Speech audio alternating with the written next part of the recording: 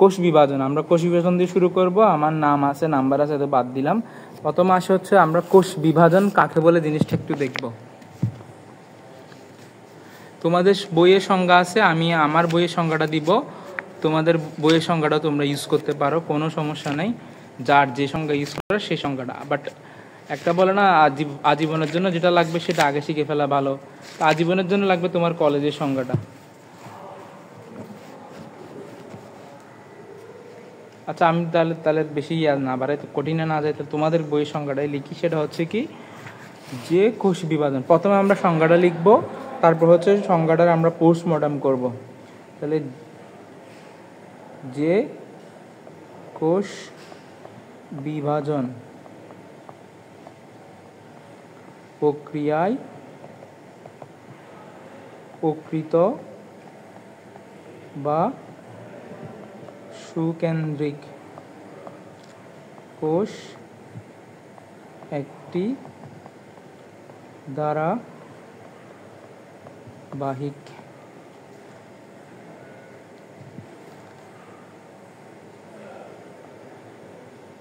আমার সাউন্ড ঠিক আছে, ধারাবাহিক প্রক্রিয়ায়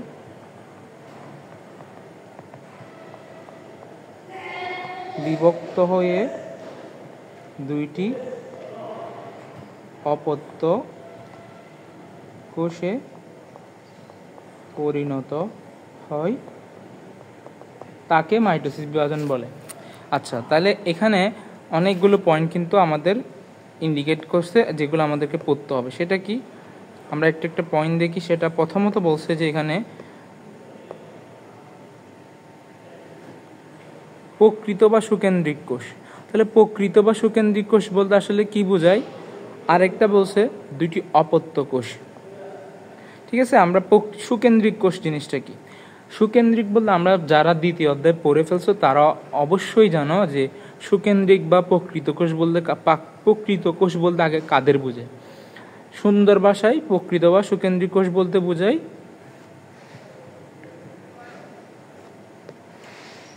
প্রকৃত কোষ যাদের নিউক্লিয়াস সুগঠিত, যাদের নিউক্লিয়াস সুগঠিত, অর্থাৎ যাদের নিউক্লিয়াসগুলো সব কিছু আছে। আমরা নিউক্লিয়াসে যা যা থাকা, নিউক্লিওপ্লাজম, নিউক্লিয়ার মেমব্রেন, ক্রোমোজোম, এগুলো সবই আছে। বুঝতে পারলাম তো কেমনে কি নিউক্লিয়াস, এগুলো হয়তো দ্বিতীয় অধ্যায়ের পড়া, আমরা দ্বিতীয় অধ্যায়ের পড়া যাব না আজকে, আমরা জাস্ট এতটুকু থাকবো প্রকৃত। তাহলে আমরা পারলাম কি প্রথম কথা। তাহলে আমি কিন্তু তোমাকে যদি পরীক্ষায় জিজ্ঞেস করি অপ্রকৃত কোষে কি কোষ বিভাজন হবে? অবশ্যই হবে, কিন্তু এটা আমরা আসলে এটা কোন বিভাজনের সংজ্ঞা দিলাম? এটা দিলাম মাইটোসিস। আমরা একটা সংজ্ঞা পড়লাম, সেটা আমি তো এখানে লিখে দিলাম কোষ বিভাজন, কিন্তু এটা কোন কোষ বিভাজন? এটা তো বললাম হচ্ছে কোষ বিভাজন। নর্মালি কোষ বিভাজন বলতে কি বোঝায়? নর্মালি কোষ বিভাজন বলতে বোঝায় একটা কোষ থেকে এক বা একাধিক কোষ হওয়া। ঠিক আছে, এটা হচ্ছে মাইটোসিস কোষ বিভাজন। তাহলে নর্মাল কোষ বিভাজন কাকে বলে? তাইলে নর্মাল কোষ বিভাজন হচ্ছে কি, অনলি কোষ বিভাজন। উত্তর, একটি থেকে একাধিক কোষ সৃষ্টি। তোমাকে যদি কেউ জিজ্ঞেস করে কোষ বিভাজন কাকে বলে, তুমি বলবো হচ্ছে একটি কোষ থেকে একাধিক কোষ সৃষ্টি হওয়াকে বলা হয় কোষ বিভাজন। আর যদি জিজ্ঞেস করে মাইটোসিস কি, মাইটোসিস নিয়ে আসলে আরো বিস্তারিত পড়বো। আমরা আপাতত বললাম হচ্ছে কোষ বিভাজন কি, মাইটোসিস কোষ বিভাজন কি, মাইটোসিস কোষ বিভাজন কেন নামকরণ করছে, কিভাবে এটার নাম মাইটোসিস বললে সেটাও পরবর্তীতে আসবো। আপাতত তোমরা বুঝছো কোষ বিভাজন কি। কোষ বিভাজন হচ্ছে কি একটি কোষ থেকে অনেকগুলো কোষে পরিণত হওয়া। এতটুকু ক্লিয়ার? এগুলো তোমরা জানো, এসএসসি না। তোমরা যদি তোমাকে যদি একটা ছোট বাচ্চাকে জিজ্ঞেস করি বিভাজন মানে বলতে ভাগ করা, তো কোষ বিভাজন মানে কোষকে ভাগ করা, একটা থেকে দুইটা, তিনটা, চারটা, পাঁচটা, যত ইচ্ছা তত করা।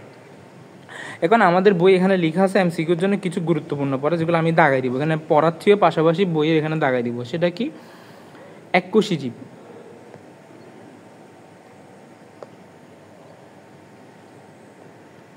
এই যে এককোষী, যাদের একটি মাত্র কোষ দিয়ে, যাদের দেহ একটা মাত্র কোষ দিয়ে তৈরি, তাদেরকে বলে এককোষী। যেমন ব্যাকটেরিয়া, অ্যামিবা, প্লাজমোডিয়াম, এগুলো এমসিকিউর জন্য পড়তে হবে। তাহলে এককোষী জীব কারা? এককোষী জীব হচ্ছে তারাই যাদের দেহটা শুধুমাত্র একটা কোষ দিয়ে গঠিত। যেমন অ্যামিবা, তোমরা অ্যামিবার ছবি ফার্স্ট অধ্যায়ে দেখছো, তোমরা প্রথম চ্যাপ্টার পড়ার সময় এরকম একটা অ্যামিবার ছবি দেখছো। ওদের মধ্যে শুধুমাত্র একটা কোষ থাকে, একটা সুগঠিত নিউক্লিয়াস থাকে না, বাট একটা নিউক্লিয়াসের মতো জিনিস থাকে, যেটাকে বলা হয় নিউক্লিওয়েড।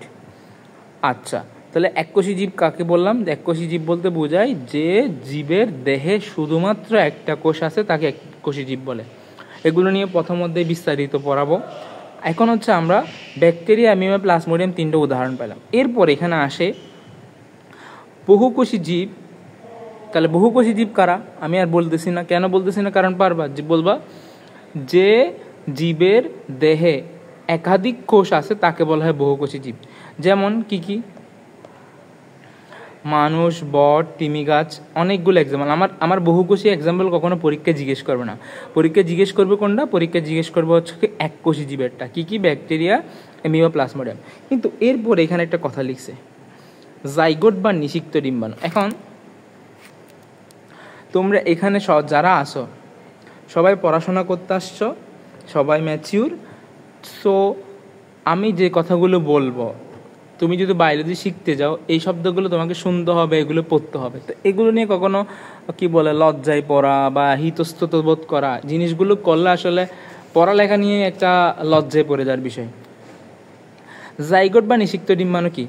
আমাদের পুরুষের ক্ষেত্রে যে অঙ্গ থেকে শুক্রাণু তৈরি হয় সেটাকে বলা হয় শুক্রাশয়। আচ্ছা, শয় মানে কি? আমরা শয় শব্দের অর্থ জানি আগে। শয় শব্দের অর্থ হচ্ছে কোনো কিছু ধারণ করা। তোমরা পড়ছো জলাশয়, তাহলে জলাশয় শব্দের অর্থ কি? যেখানে জল ধারণ করে। তাহলে শুক্রাশয় শব্দের অর্থ কি? যেখানে শুক্রাণু থাকে। ডিম্বাশয় শব্দের অর্থ কি? যেখানে ডিম্বাণু থাকে। এই শুক্রাশয় থেকে আসা হচ্ছে শুক্রাণু, আর ডিম্বাশয় থেকে আসে ডিম্বাণু। এটা ক্লাস 10-এর সিলেবাসে নাই, তো না তোমাদের সিলেবাসে নাই, তোমরা হয়তো বিস্তারিত এইচএসসিতে পড়বা। ক্লাস 9-এর আছে, ওটা তো সবই আছে, তখন আর পরবর্তীতে। এই শুক্রাণু এবং ডিম্বাণু যখন মিলিত হয়, এটা দুইটা কোষে সৃষ্টি হয়। যে দুইটা কোষ সৃষ্টি হয়, দেখো এটা একটা কোষ, এটা একটা কোষ, এই দুইটা মিলে যে নতুন একটা কোষ সৃষ্টি হবে সেটা হচ্ছে দুই কোষ বিশিষ্ট, এবং এটার নাম হচ্ছে জাইগোট। এটার নাম কি? জাইগোট। এবং এই প্রক্রিয়ার নাম হচ্ছে নিষেক। এই প্রক্রিয়ার নাম কি? এই প্রক্রিয়ার নাম হচ্ছে নিষেক। তাহলে নিষেক কাকে বলে? শুক্রাণু এবং ডিম্বাণুর মিলনকেই বলা হয় নিষেক।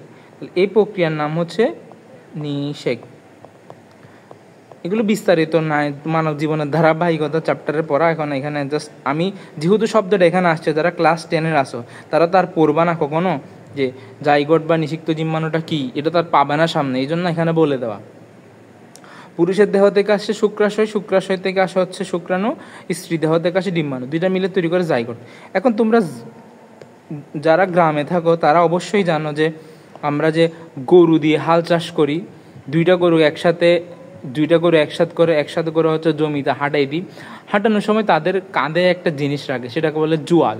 এই জোয়াল শব্দের হচ্ছে যে জোড়া, জোড়া শব্দের অর্থ হচ্ছে জোয়াল।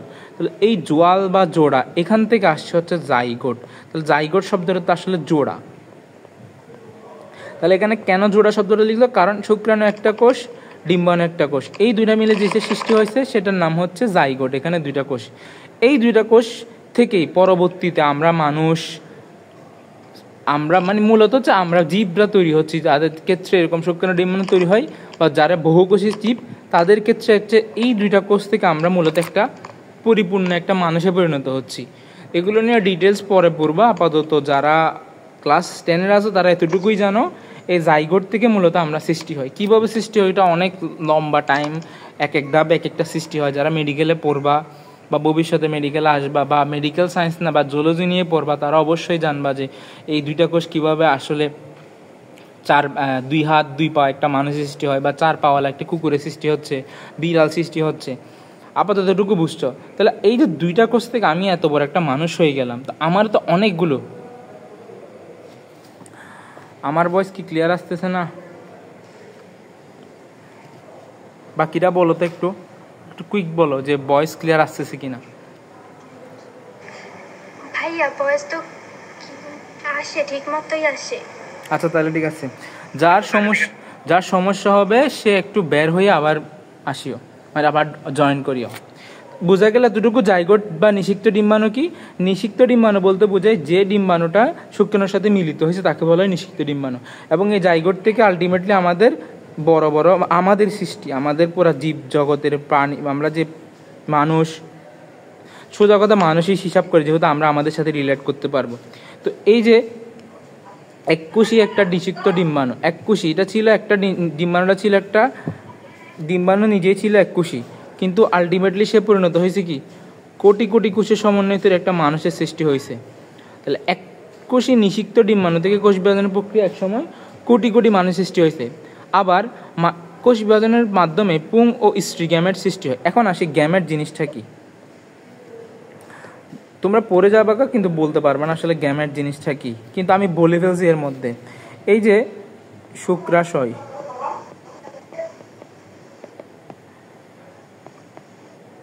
শুক্রাশয় কি জিনিস তোমরা অবশ্যই একটু গুগলে সার্চ করে জেনে নিবা, অবশ্যই জানা। আমি তোমরা এখনো ছোটো বাচ্চা, এই জন্য আসলে ডিটেলস বলতেছি না, কারণ অনেকেই মনে করে ভাই কী বলতেছেন আপনি এগুলো, কিন্তু আমরা তো এগুলো পড়াশোনা করি, এগুলো যদি লজ্জা পাওয়া হয় তা আমাদের আর পড়াশোনা করতে পারবো না। তাহলে শুক্রাশয় থেকে এই যে শুক্রাণু তৈরি হবে, এখানে প্রায় লক্ষ লক্ষ থাকে, লক্ষ লক্ষ শুক্রাণু তৈরি হয়। এই যে একটা শুক্রাশয় লক্ষ লক্ষ শুক্রাণু তৈরি হওয়া, এখানেও কি হয়?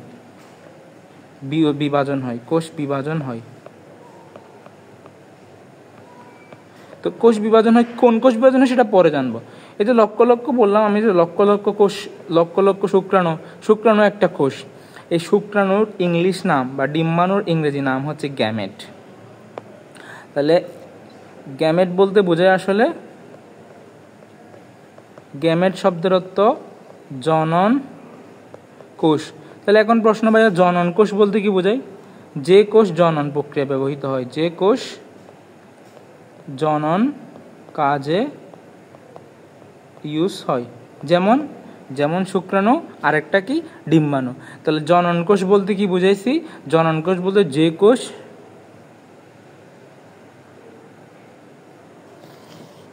অনেক কি হয়ে গেছে, ছোট হয়ে গেছে বয়স।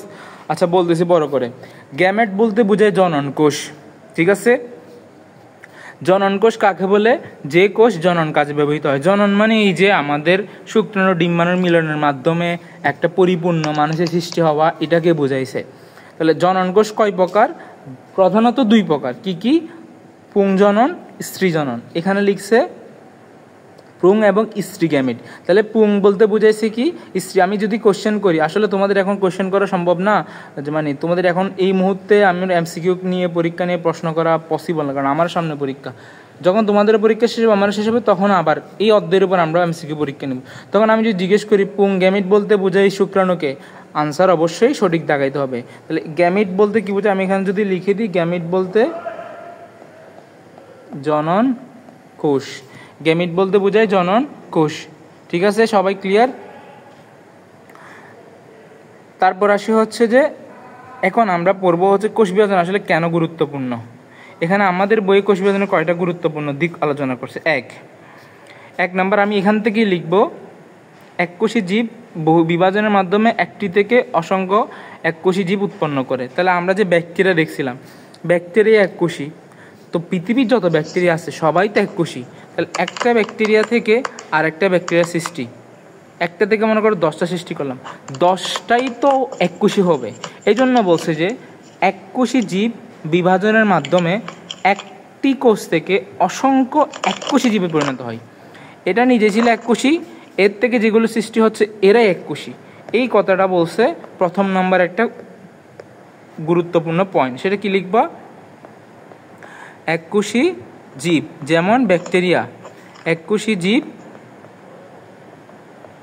বিভাজনের মাধ্যমে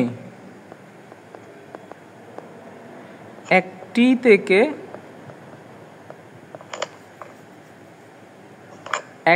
থেকে অসংখ্য, আমি পরীক্ষায় ধরো এখানে বললাম বহুকোষী, তাহলে আনসার ঠিক হবে নাকি ভুল হবে? আনসার ভুল হবে, কারণ এককোষী থেকে কোনো বহুকোষী তুমি পাবে না। তুমি ব্যাকটেরিয়া থেকে কোনো মানুষ পাবে না, ব্যাকটেরিয়া থেকে আজীবন ব্যাকটেরিয়াই পাবা। তাহলে ব্যাকটেরিয়া থেকে যে ব্যাকটেরিয়া পাবা আজীবন, একটা ব্যাকটেরিয়া থেকে তো আজীবন যে ব্যাকটেরিয়া পাবা, তো ব্যাকটেরিয়া তো এককোষী। এই জন্য এখানে লিখতে হবে অসংখ্য এককোষী। শব্দগুলো আমি বারবার ভেঙে বলতেছি, তোমরা বইটাও রিডিং করবা, মুখস্থ পড়ে যাবা, কিন্তু পরীক্ষার হলে গিয়ে এখানে জাস্ট একটা পয়েন্ট, একটা শব্দ উল্টাই দিয়েছে, তোমার আনসার ভুল করে আসছো। অসংখ্য এককোষী জীব উৎপন্ন, ঠিক আছে? তাহলে কি বললাম, এককোষী জীব থেকে, আমি এখানে মার্ক করে দিচ্ছি এককোষী থেকে, এখানে এককোষী বলতে হবে। তুমি এখানে বহুকোষী বললে হবে না, এককোষী থেকে কখনো বহুকোষী পাবে না। প্রিয়তি ইসলাম, তোমার মাইক্রোফোন অফ করো।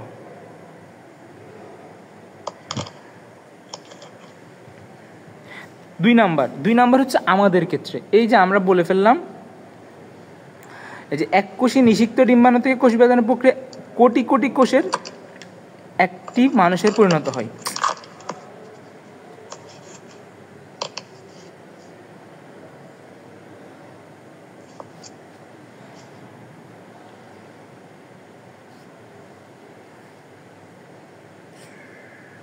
কার মাইক্রোফোন এরকম অন করে রাখছো? একটু কষ্ট করে অফ করে রাখো। আচ্ছা, আমি মিউট করে দিচ্ছি। তাহলে ঠিক আছে, আমরা প্রথম 19 জন আছে, আলহামদুলিল্লাহ 19 জনে অনেক, 10টা বাজে, অনেক জন অনেক। দুই নাম্বার আজকের ক্লাসটা আসলে আমি খারাপ অবস্থায় নিচ্ছি। কেন? আমি নোটটা নিজে করে আগে রেডি করে রাখতাম, আমার অনেক মাথা ব্যথা ছিল সারাদিন ধরে। এখন আমি মুভ লাগাই, মাথার উপরে মুভ লাগাই, অনেকক্ষণ রেস্ট নিয়ে তারপর ক্লাসটা নিচ্ছি। আচ্ছা, 2 নাম্বার পয়েন্ট আমাদের এখানে বই কি লিখছে, সেটা হচ্ছে যে এককোষী নিষিক্ত ডিম্বাণু। তাহলে আমরা লিখবো, এগুলো লিখে রাখবা। এককোষী, তোমাকে যখন বলবে কোষ বিভাজনের গুরুত্ব লিখা, মনে করে একটা ক নাম্বার প্রশ্ন আসছে, যে খ নাম্বার একটা প্রশ্ন দিল, বললো কোষ বিভাজনের গুরুত্ব লিখা, তাহলে তুমি এই 3টা পয়েন্ট লিখে দিবা। এককোষী নিষিক্ত ডিম্বাণু থেকে অনেক কিছু লিখছে, আমি লিখবো একটা পরিপূর্ণ, নিষিক্ত একটি পরিপূর্ণ মানুষের সৃষ্টি। 1, 2, 3 নাম্বার অলরেডি বলে ফেলছি, সেটা কি? পুং ও স্ত্রী গ্যামেট। তাহলে পুং গ্যামেট বলতে কি বোঝায়? আসলে শুক্রাণুকে বোঝায়। স্ত্রী গ্যামেট বলতে কি বোঝায়? ডিম্বাণুকে বোঝায়। তাহলে পুং গ্যামেট এবং স্ত্রী গ্যামেট, এই দুইটা সৃষ্টি। তাহলে আমাদের এখানে শেষ। এরপরে আমি কিন্তু তোমাদের বইয়ে মাইটোসিস থেকে আজকে পড়াবো না, আজকে মাইটোসিস নিয়ে আমি একটু হালকা কথা বলবো। কিন্তু তার আগে কিছু পদা তোমাদের বইয়ে নাই, কিন্তু অবশ্যই কোষ বিভাজন চ্যাপ্টার পড়ার আগে জানতে হবে। না জানলে এগুলো তোমাদের ক্ষতি, বা কোষ বিভাজনটা আসলে ফিল করতে পারবে না। সেটা কি? এখন প্রশ্ন আসতে পারে, ভাই আমি তো কোষ বিভাজন করতে আসে না, একটা এক্সাম্পল দেখান যেখানে কোষ বিভাজন হয় আসলে বাস্তবে। দেখো, তুমি হাতে কেটে গেলা, এটা ধরো তোমার হাত, আমার ড্রয়িং এত ভালো না, হাত কেটে গেল, আবার মাঝখানে টুকরা করে দিলাম না, টুকরা করে দিলে তো একদম আমাকে গালি দিবা, বলে যে কী ভাই আপনি শুধু মানুষের হাত কাটেন, মানুষকে মেরে ফেলেন, ডাক্তার হয়েছেন বলে কি মারে ফেলবেন নাকি সবাইকে? এখানে ধরো হঠাৎ করে কেটে গেল, তা আমরা কি করি? যদি ছোটো কাটা হয় এত আমরা টেনশন করি না, কিছুদিনের মধ্যে এই কাটাটা আস্তে আস্তে কি হয়ে যায়, হিল হয়ে যায় বা পরিপূর্ণ হয়ে যায়। আমার কাটছে হাত, আল্লাহ হাত কাটছে, সুস্থ হয়ে যাও তাড়াতাড়ি, সামনে পরীক্ষা। এই যে একটু করে কাটি গেল, আমরা কোনো একটা কিছু করতে গিয়ে কেটে যাচ্ছে, প্রতিনিয়তই কাটতেছে, তো এই যে কাটাটা কিছুদিন পর ঠিক হয়ে যাচ্ছে না, এটা কেমনে হয়? তোমাদের প্রশ্ন আসতো না যে এটা আসলে কেমনে হচ্ছে?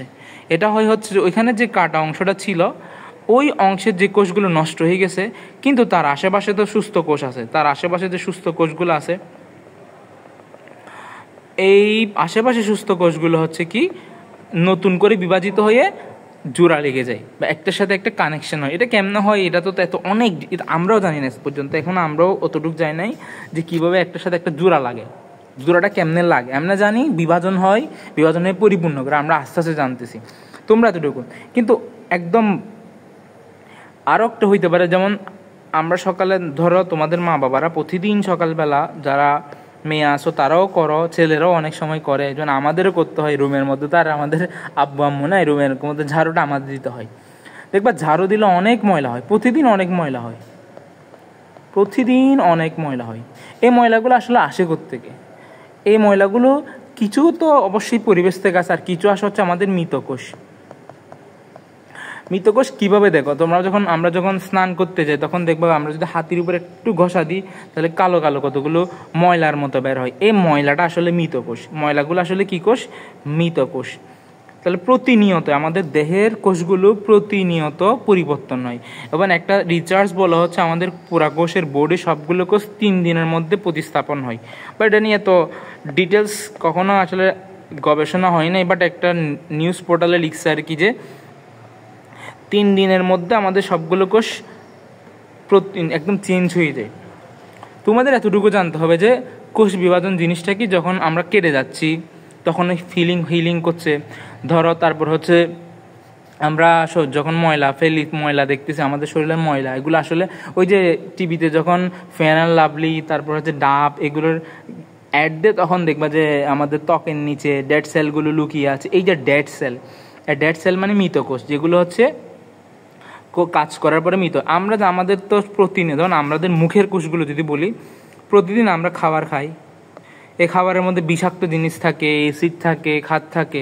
এগুলোর কারণে আমাদের মুখের মধ্যে যে কোষগুলো আছে এগুলোও প্রতিনিয়ত মৃত্যু হয়, আবার নতুন করে তৈরি হয়, মৃত্যু হয়, আবার নতুন করে তৈরি হয়। এই যে কোষের এই রকম মৃত্যু হওয়া, এটাকে 2 ভাগে ভাগ করে। এটা হচ্ছে অ্যাডভান্স পড়ালেখা। সেটা কি? কোষের মৃত্যু 2 ভাগে ভাগ করে।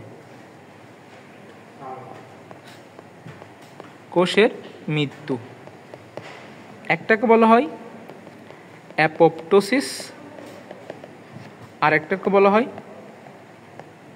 নেক্রোসিস। এখানের মধ্যে নেক্রোসিস শব্দটা শুনতে একটু তোমার কীরকম সুন্দর লাগতেছে না? এই নেক্রোসিস শব্দটা হচ্ছে কি, তোমার দুর্ঘটনা বশত। আর অ্যাপোপ্টোসিস মানে প্রয়োজনীয়।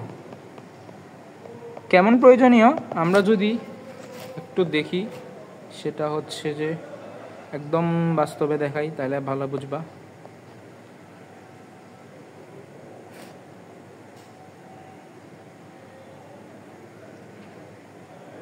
তোমরা ভ্রূণ শব্দটার নাম শুনছো? এই যে জাইগোট থেকে ছোট্ট একটা বাচ্চা আস্তে আস্তে আমরা বড় হই।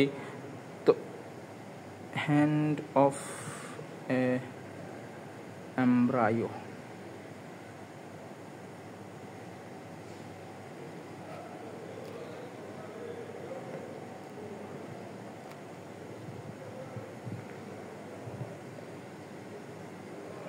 এই ছবিটা দেখো, ছবি তো আসলে এখানে, এই দেখো এই ছবিটা একটু খেয়াল করো। এই দেখছো, এগুলো হচ্ছে আলটিমেটলি একদিন সে একটা মানুষে পরিণত হবে, এটা তার হাত হবে। কিন্তু দেখো আঙ্গুলের মাঝখানে কি কোনো ফাঁকা স্থান দেখতেছো তুমি? আঙ্গুলের মাঝখানে কিন্তু কোনো ফাঁকা স্থান নাই। তা আমাদের কিন্তু আঙ্গুলের ফাঁকা স্থান আছে। তাহলে এটা কীভাবে হয়? এটা হচ্ছে প্রয়োজনীয়, এটা আমাদের করতে হয়। এই জন্য এগুলোকে বলা হয় অ্যাপোপ্টোসিস।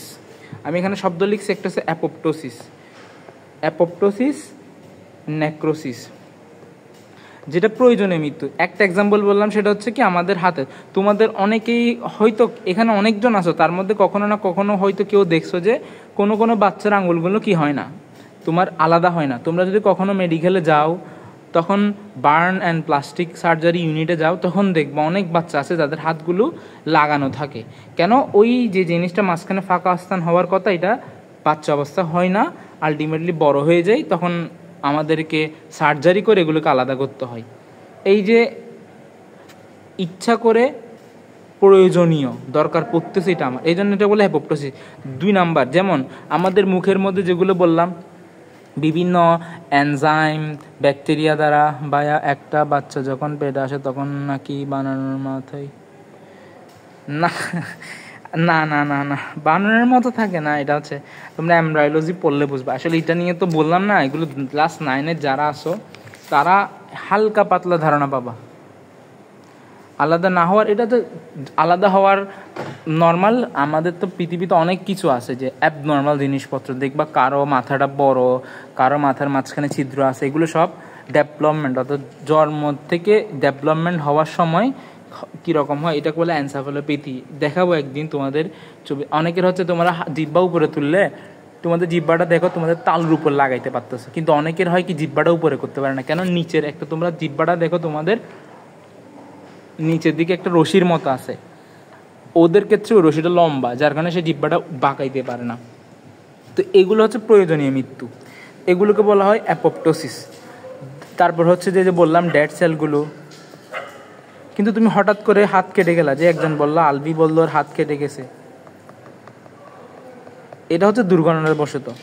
এই দুর্ঘটনাবশত হাত যে কেটে গেছে এটাকে আমাকে পূরণ করতে হবে না, যে জায়গাটা কেটে গেছে ওটাকে পূরণ করতে হবে। এই পূরণ করার জন্য আমাদের কি দরকার? কোষ বিভাজনটা দরকার।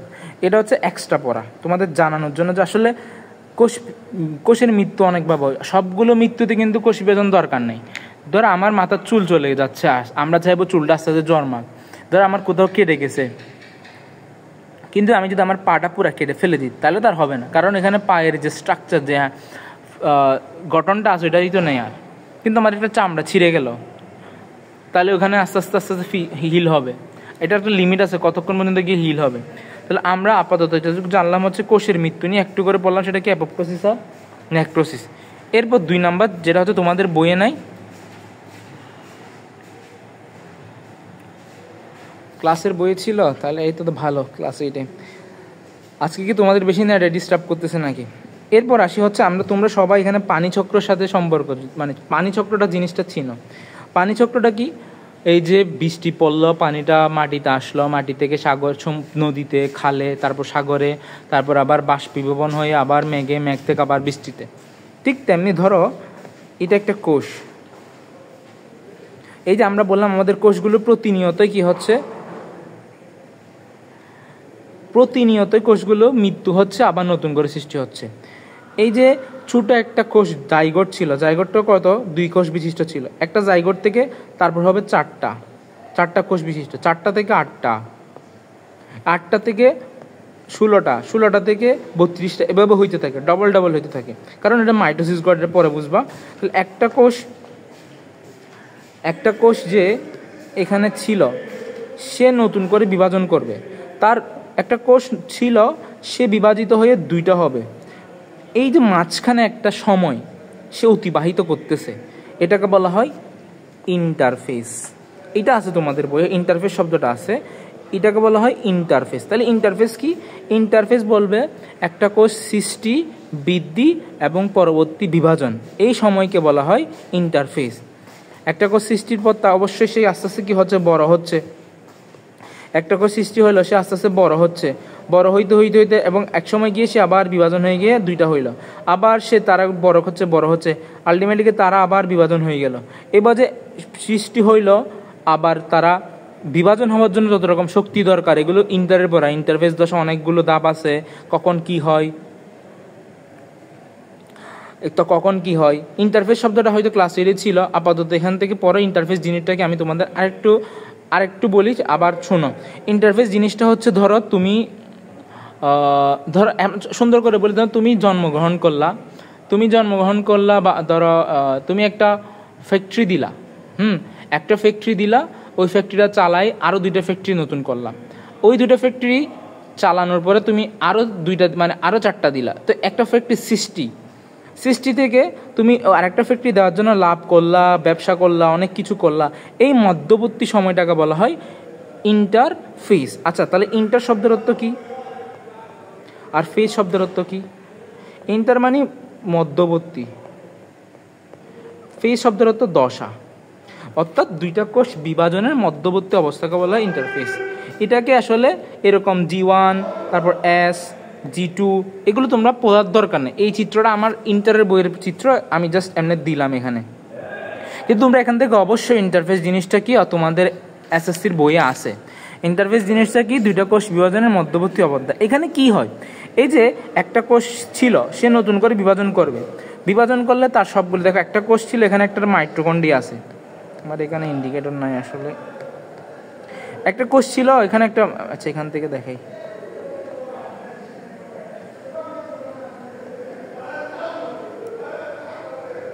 ধরো এখানে একটা কোষ ছিল, এটা একটা কোষ ছিল, এটা তো কি আছে, মাইটোকন্ড্রিয়া আছে, সাইটোপ্লাজম আছে, প্লাস্টিড আছে, সবই তো আছে। তো সে যখন দুইটা হবে তখন সবগুলো ডাবল করতে হবে না?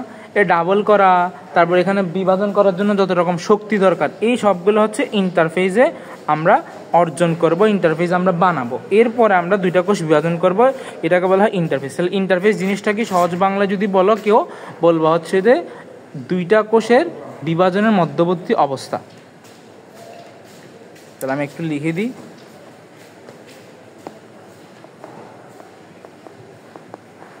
ইন্টারফেস হচ্ছে কি একটি কোষ পর পর দুইবার বিভক্ত হওয়ার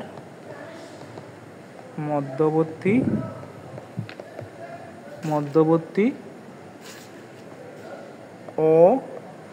অবিভাজন অবস্থা।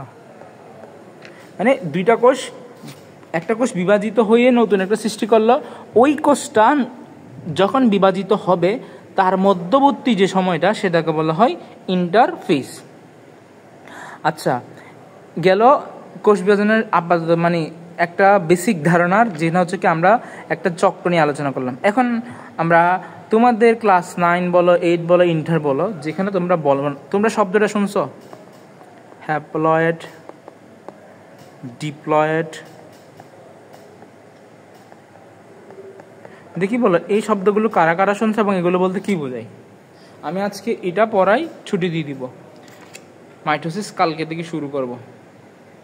কারণ আসলে মাইটোসিসের ধাপগুলো চিত্র আঁকবা, দেখে দেখে ধাপগুলো মুখস্থ পড়বা। এগুলো অ্যানিমেশন ভিডিও দেখলে অনেকে, যাদের আসলে বুদ্ধি আছে তারা অ্যানিমেশন ভিডিও দেখে। আচ্ছা বুঝি না, তোমাদের আসলে আমি একটা নির্দেশনা দিলাম যে এটা করো, আমি এখানে স্পষ্ট ভাষায় লিখে দিলাম যে 3 ডিজিট লিখো, তাও এখানে গিয়ে এক জায়গায় লিখছো নাম, আরেক জায়গায় লিখছো নাম্বার। আমাকে 2 ঘন্টা বসে বসে আবার এগুলো ঠিক করতে হয়। তাহলে হাইপ্লয়েড কি ডিপ্লয়েড কি? আচ্ছা হ্যাপ্লয়েড ডিপ্লয়েড শুনছো, তাহলে কি এগুলো কি বলো? হ্যাপ্লয়েড ডিপ্লয়েড শুনছো দেখি, এখানে পাশে লেখা আছে N 2N, এই যে হ্যাপ্লয়েড লাল কালার দিয়ে ডিপ্লয়েড বোঝাইছে, হলুদ কালার দিয়ে হ্যাপ্লয়েড বোঝাইছে। আচ্ছা আমরা আগে হচ্ছে একটা কথা বলি, সেটা হচ্ছে আমাদের ক্রোমোজোম কয়টা দেখি বলো তো? আমাদের দেহে ক্রোমোজোম কয়টা? 23 জোড়া। এখন তোমার কাছে প্রশ্ন যে 23 জোড়া বলছো, তা এখানে আমি 46 বললে কি হইতো? 23 জোড়া বলছো কেন? তুমি 46টা বলতে পারতা, অবশ্যই বলতে পারতা, তাহলে 23 জোড়া কেন বলছো?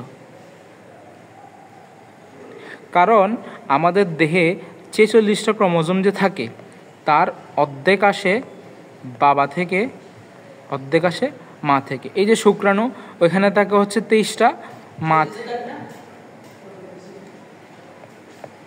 বাবার কাছে থেকে আসে 23টা, মায়ের কাছ থেকে আসে 23টা।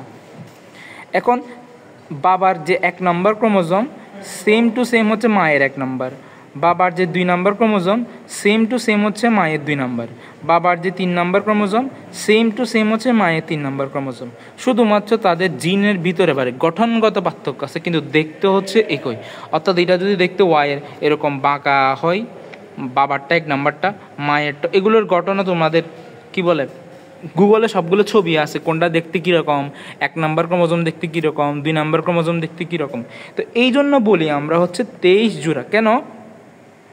কারণ 1 নম্বর ক্রোমোজোম তো দুইটাই তো সেম দেখতে, এই জন্য বলি এরা মিলে 1 জোড়া, 2 নম্বর দুইটাকে একসাথে মিলে 1 জোড়া।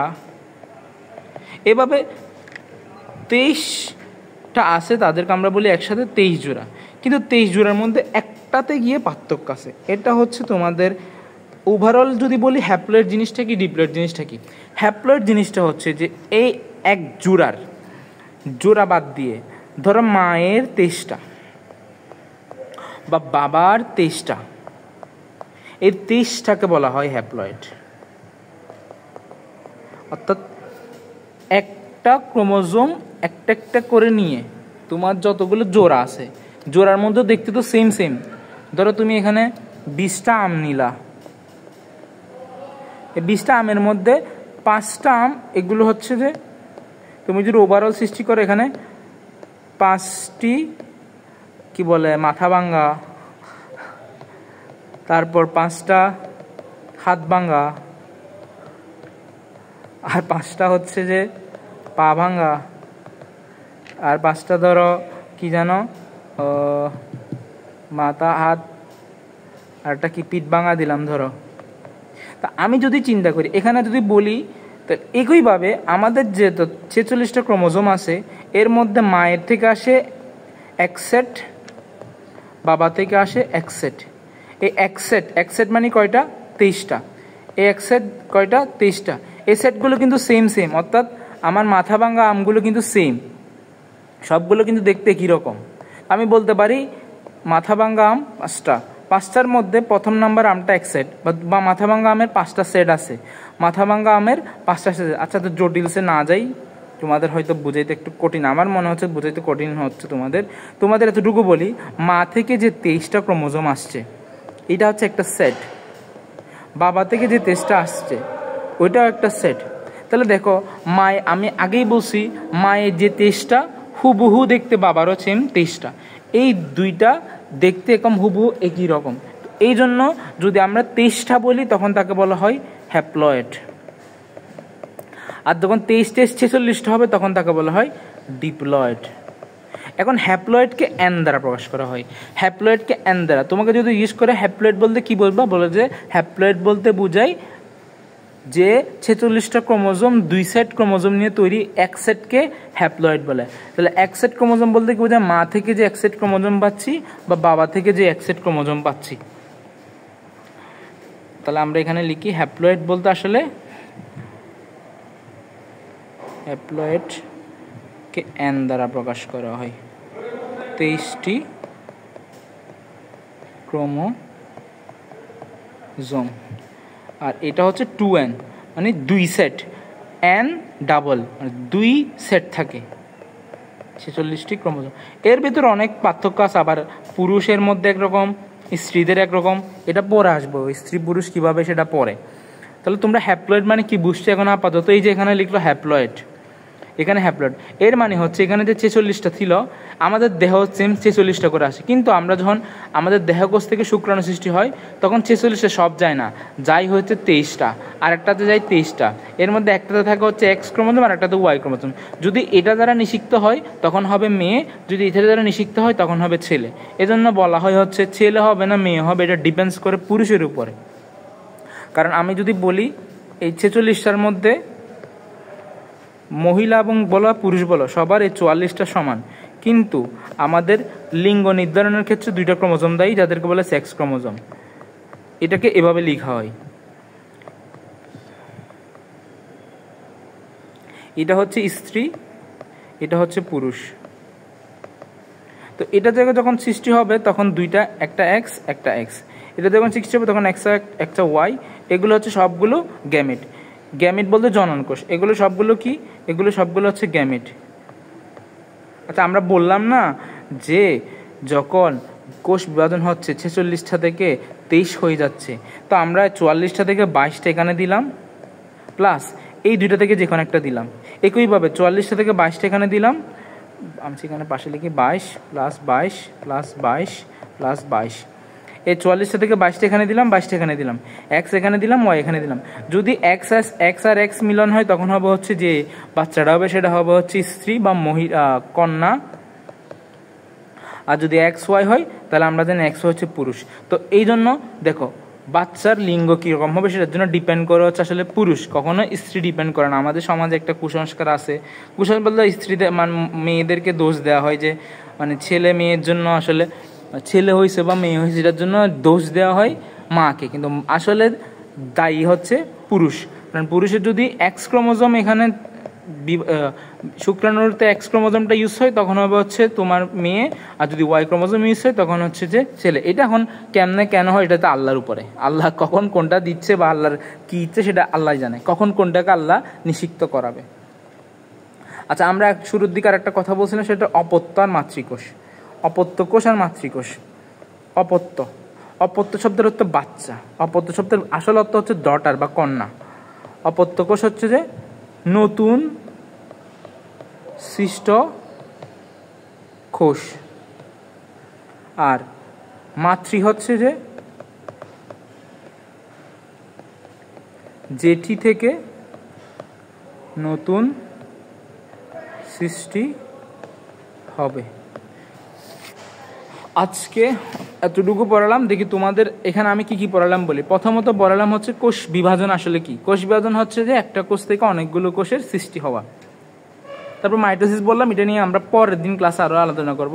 এর মধ্যে বইয়ের শুরুর দিকে কতগুলো আলোচনা আছে, সেখানে কি, সেখানে বলা আছে হচ্ছে তোমার কোষ বিভাজনের গুরুত্ব কি। এর মধ্যে আমাদের বলছে এককোষী কি, ব্যাকটেরিয়া, অ্যাবিমা, প্লাজমোডিয়াম। আর একটা কথা লিখছে জাইগোট বা নিষিক্ত ডিম্বাণু।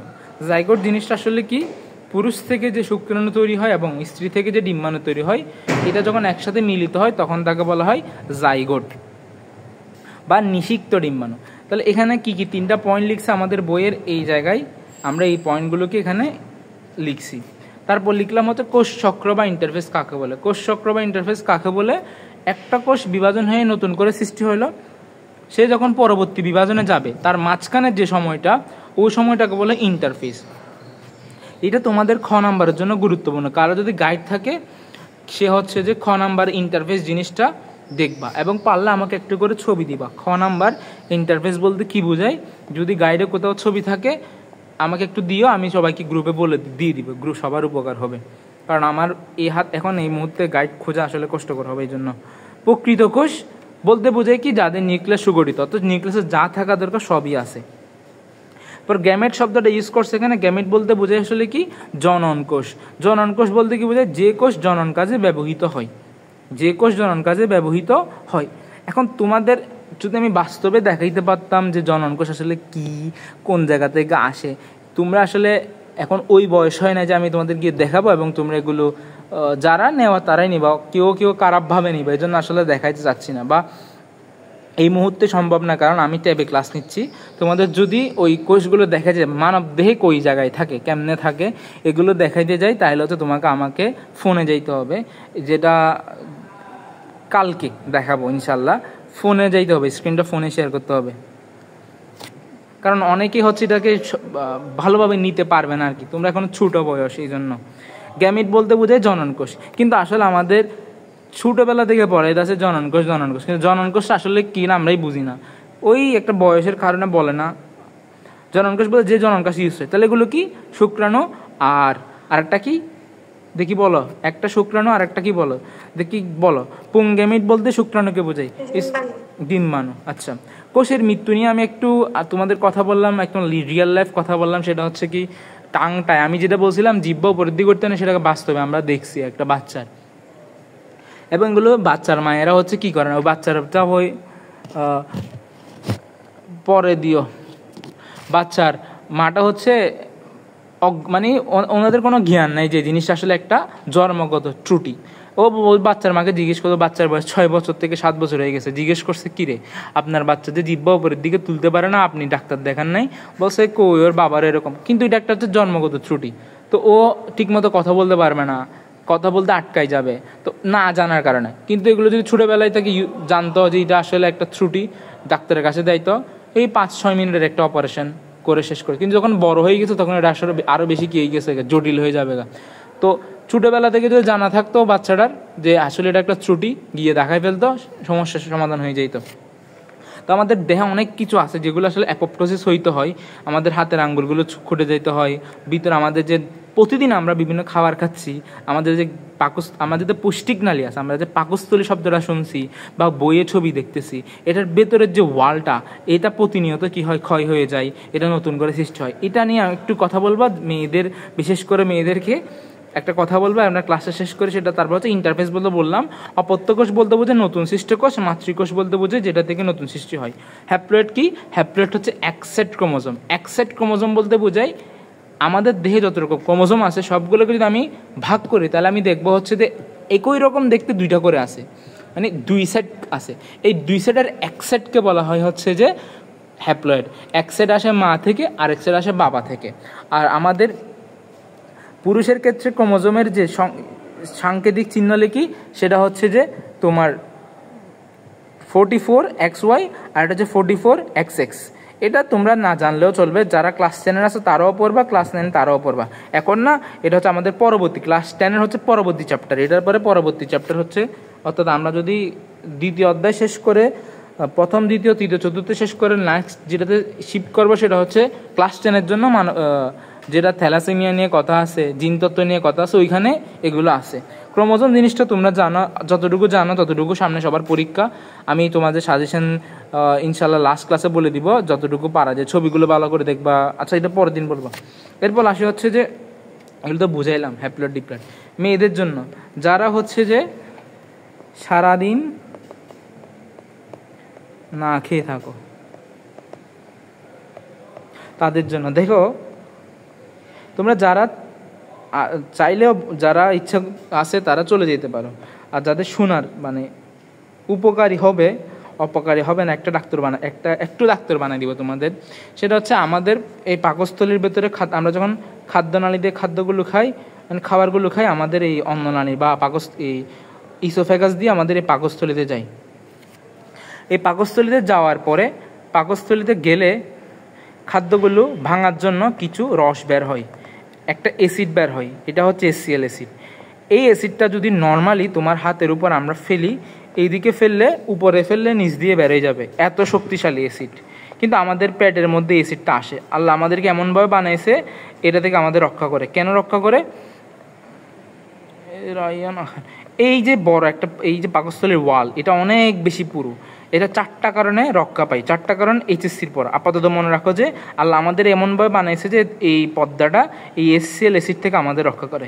কিন্তু HCl অ্যাসিডগুলো একটা নির্দিষ্ট সময় পর, সকাল তুমি যখন ব্রেকফাস্ট করো তখন বের হবে, দুপুর তুমি যখন দুপুরের ভাত খাও তখন বের হবে, বিকেল, রাত, তোমাদের খাওয়ার অভ্যাসের উপরে। ধরো তুমি হঠাৎ করে দুপুরবেলা খাওয়া বন্ধ করে দিলে একদিন, তাহলে এই যে HCl বেরোই আসে, ও তো নির্দিষ্ট, এটা হচ্ছে আমাদের বোর্ডের মেকানিজম। দেখবো আমাদের একটা নির্দিষ্ট সময় ঘুম আসে, একটা নির্দিষ্ট সময় ঘুম ভেঙে যায়, এটা হচ্ছে বডির একটা সাইকেল, মানে আমাদের বডির একটা সাইকেল। এগুলো হরমোনের মাধ্যমে কন্ট্রোল হয়। কীভাবে? এটা হচ্ছে অনেক অনেক জটিল পড়া। এতটুকু মনে রাখো, আমাদের বডিতে একটা সাইকেলের মতো সিস্টেম আছে, যেগুলো বায়োলজিক্যাল ক্লক, একটা ঘড়ি আছে, যেটা ঘড়ি বলতে বোঝা পারে, আমাদের দেহের মধ্যে কোনো ঘড়ি ইনস্টল নাই, মানে এটা এমন একটা জিনিস যেটা হচ্ছে আল্লাহ তাআলা আমাদের মাঝখানে দিয়ে দিছে। তুমি একটা নির্দিষ্ট সময় ঘুমাইতে যাবা, ঘুম থেকে উঠবা, খিদা লাগবে একটা নির্দিষ্ট সময় পরে গিয়ে, এগুলো সব হরমোনের কারণে হয়। এই যে তুমি একদিন খাবার বন্ধ করে দিলা দুপুরবেলা, HCl ক্ষরণ হইলো, কিন্তু তুমি খাবারগুলো কি হইলো, খাবার আসলো না। তো HCl খাবার না পেয়ে এই যে দেওয়ালটাকে আস্তে আস্তে কী করলো, খেতে শুরু করলো। 2 দিন খাইলে না, খাবারের অনিয়ম করা শুরু করলা, 3 দিন খাইলে না, 4 দিন খাইলে না, আস্তে আস্তে আস্তে দেওয়ালটা ক্ষয় হয়ে গিয়ে এখানে ঘা সৃষ্টি হয়ে যায়, ঘা সৃষ্টি হবে। এই ঘাটা সৃষ্টি যদি হয়, তুমি যখন খাবারগুলো খাবো, এই ঘায়ের উপরে হচ্ছে তুমি গুঁথা দিচ্ছ। তুমি এমন নর্মালি চিন্তা করো, তোমার হাতের কোথাও কেটে গেল বা পুড়ে গেল, বা ওখানে একটা ঘায়ের মতো সৃষ্টি হয়েছে, ক্ষত সৃষ্টি হয়েছে, তুমি ওই ক্ষত দিকে একটা গুঁথা দাও তো অবশ্যই ব্যথা পাবা। ঠিক তেমনি তোমার এই যে পাকস্থলীর ভিতরে যে ঘাটা সৃষ্টি হলো, এখানে খাবার খাচ্ছ, এখানে কি ঘা সৃষ্টি হয়েছে, তো এটাকে বলা হয় হচ্ছে যে আলসার। এটাকে বলা হয় হচ্ছে যে আলসার। তো যারা নিয়মিত খাবার খাও না তাদের এরকম হইতে পারে, আলসার হইতে পারে। সবাই রেগুলার নিয়মিত টাইমে খাবার খাওয়া,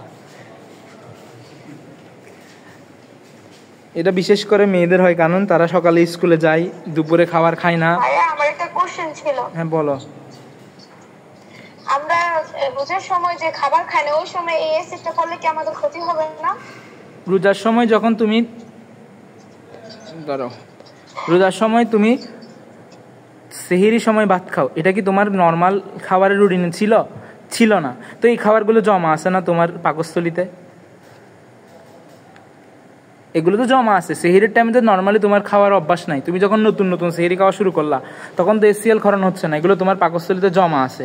তো যখন সকালবেলা তুমি খাবারটা খাচ্ছ না, তখন কিন্তু HCl ক্ষরণ হচ্ছে, আর সেহরির যে খাবারগুলো আছে এগুলো পাকস্থলীতে আছে।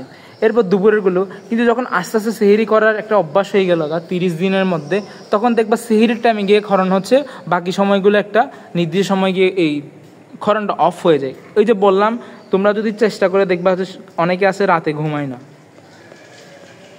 কিন্তু নর্মাল তোমরা স্কুলে এসএসসি পরীক্ষার আগ পর্যন্ত সবাই মোটামুটি তাড়াতাড়ি ঘুমায় যাও, সকালে তাড়াতাড়ি ঘুম থেকে উঠো, তো তোমাদের ঘুমের সাইকেলটা ঠিক থাকে। যখন এইচএসসি রোডে সারা রাত পড়াশোনা করো, তখন তো তোমার লাইফের ঘুমের সাইকেলটা আবার উল্টায় জায়গা। এটা তোমরা চাইলে ঠিক করতে পারো, কিন্তু যখন অনিয়মিত অর্থাৎ উল্টাপাল্টা, তুমি একদিন ঘুমাইলা রাতের বেলা, একদিন ঘুমাইলা সকালবেলা, আরেকদিন ঘুমাইলা বিকালবেলা, এরকম হলে আসলে সব কিছু উল্টাপাল্টা হয়ে যায়। ঠিক তেমনি তুমি একদিন খেলা সকালবেলা, একদিন খেলা বিকালবেলা, আরেকদিন খেলা দুপুরবেলা, এভাবে হলে তোমার শরীরই বুঝবে না আসলে তুমি কোন টাইমে খাবার খাও। বুঝতে পারলা? অনিয়মিত শব্দটা হচ্ছে অনিয়মিত করলে এরকম হবে। এটা আমার আম্মুরও আছে আলসারের গা। সবসময় যাবার না খাওয়ার জন্য এমন না, মানে একটা কারণ হচ্ছে এটা। আর কারো কোনো প্রশ্ন আছে? রেজাল্ট তো দিয়ে দিব, 12টা 1টা বেজে যায়। এখন আসলে তোমাদের মোবাইলের যুগ, আসলে নাম বলা কি বলবো, এখন মোবাইল পাইছে সবাই, 12টা 1টা বাজেই। তখন তো ধরো 10টার দিকে ঘুমায় যেতাম, কিন্তু আমি যদি বলি আমার ক্লাস 8-এর দিকে মনে হয় জেএসসি পরীক্ষার আগে 10টায় ঘুমাই, রাতে 3টায় উঠছি। কিন্তু যখন ক্লাস 9-10 উঠছি তখন সব উল্টাই গেছে। আর কলেজে হচ্ছে সারা রাত পড়তাম, সকালে ঘুমাইতাম। পড়াশোনা করবা, আচ্ছা না ঘুমায় পড়াশোনা করবা, মোবাইল টিপা না, সারা রাত দরকার হলে পড়াশোনা করবা। ঠিক আছে? আর কারো কোনো কোশ্চেন আছে? আমরা আপাতত এতটুকু পড়ছি বইয়ের, কিন্তু এমনি বাহ্যিক আলোচনা অনেক করছি যেগুলো গুরুত্বপূর্ণ ছিল। হ্যাপ্লয়েড ডিপ্লয়েড সারা বছর পড়ে যাবা, কিন্তু মানে বেসিকটা বলতে পারবে না। তারপর হচ্ছে কোষ বিভাজনের ইন্টারফেস জিনিসটা, এটা বইয়ে ছিল না। কেউ মনে আমাকে ছবি দিয়েছে, আমি গ্রুপে দিয়ে দিব। এখন আজকে এতটুকুই থাকুক, অলরেডি 11টা বাজছে। সবাইকে আল্লাহ হাফেজ।